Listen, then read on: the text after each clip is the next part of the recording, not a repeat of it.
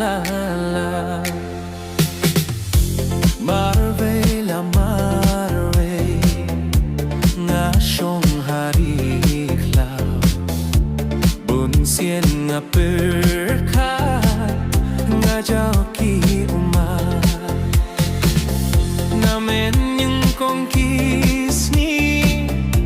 pila le i tianga hinrei namar spah yang appreciate kila yang apiwan bani yang apiwan syukur jingget ya pinga ai tang hasiteng por ki kular jong pi yang namin kong hinre mintada kumne kilong da kompong jingge jongya pi baro long le no e jande yang minta pi no marwe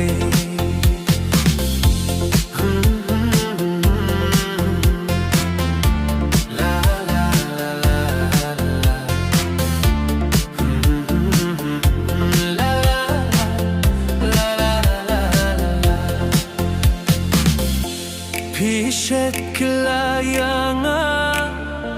baik tak berkat pa ban pins ngau si akiwe kam long ka ba pa to da berkat pa to da kin mo pa klem pe piang pinsa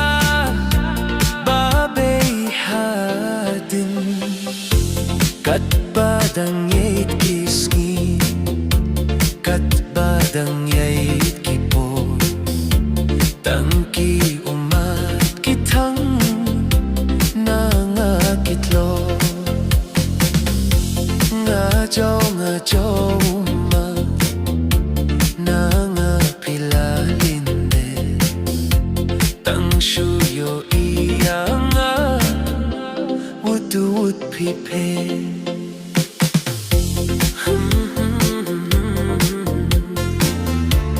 la la la la la la la la la la nga jau umat ketang jingi chawe pi a kat tu ya pila piang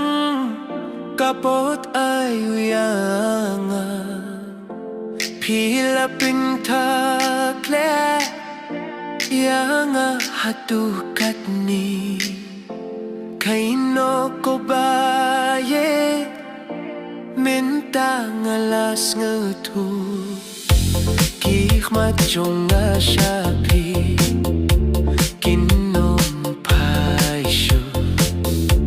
jinga ki jong akli